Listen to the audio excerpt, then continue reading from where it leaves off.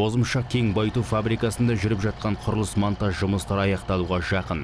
Барлық қондырғылар жеке-жеке сынақтан өткізіліп тексерілуде. Фабрикамен аттас кеніштегі блоктық тазарту нысанында іске қосу реттеу жұмыстары жүргізіліп жатыр. Сонымен 2014 жылдың бірінші жартысында Қырғызстан Республикасының оңтүстік батысында орналасқан Бозымшақ кен байыту кешені пайдалануға беріледі. Ол Қазақмыс компаниясы жаңа өндірістік қуаттылықтармен, ал жұмысшылары еңбек етуге лайықты жағдайлармен қамтамасыз етпек. Мы находимся на руднике Бозымшақ, на участке карьер.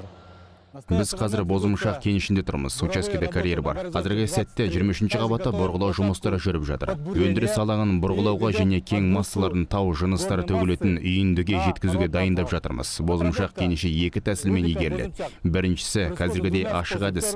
Болашақта біз кенішті жер астында игеру жұмыстарына кірісеміз. Мы перейдем на подземную отработку рудника. Карьер 5 жылға жоспарланған. Жерасты кенішінің жұмыс істеу мерзімі 12 жыл болады деп күтілуде.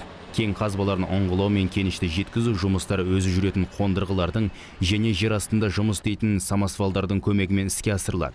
Жерасты кенішін 2018 жылы пайдалануға беру көзделген, ал фабрика жұмысқа сақадай сай. В настоящее время Қазіргі кезде фабрикадағы құрылыс монтаж жұмыстары аяқталуға таяп қалды. Қондырғылар жеке-жеке тексеріліп жатыр. Біз диірмендерді тексеруге дайындалып жатырмыз. Флота машиналар, компрессорлар, ұнтақтау учаскесіндегі конвейерлік желілер толығымен тексеріліп болды. Участка дробления. Жоспар бойынша фабрика жылына 1 миллион тонна кен өңдеуі тиіс. Ақырғы өнім құрамында ілеспе алтын мен күміс бар КМ4 маркалы мыс қоспасы. 1 тонна қоспа құрамындағы мыстың үлесі 23%-дан асады. Оның құрамында 39 грамм алтын мен 190 грамм күміс бар. Жалпы Бозымшақ жобасына салынған инвестиция көлемі 250 миллион долларға жуықтады.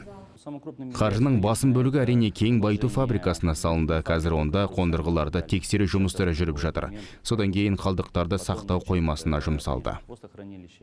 Бүгінде компанияда 634 адам еңбек етеді. Сонымен қатар алдағы уақытта фабрикаға жергілікті халықтың арасынан қосымша мамандар жұмысқа алынбақ. Ильяс Төлекеевтің айтуынша компания үшін маман мәселесінің маңызы артып отыр. Себебі жергілікті рынокта білікті мамандар аз. Осы олқылықтың орнын толтыру мақсатында жергілікті лицей негізінде оқу комбинатын ашып, маман даярлау туралы шешім қабылданды. Созданием этого учебного комбината Оқу комбинаты ашылғаннан кейін үлкен өзгерістер болып, жергілікті тұрғындар қосымша мамандық алады деп үміттенеміз. Осы мақсатты орындау үшін біз осында Бішкектегі институттармен келіссөздер жүргіздік. Сонымен қатар қазақстандық институттармен де сөйлесіп жатырмыз. Болашақта оқытушылар біздің оқу комбинатына келіп, мамандарға білім береді. Преподаватели и обучающих специалистов.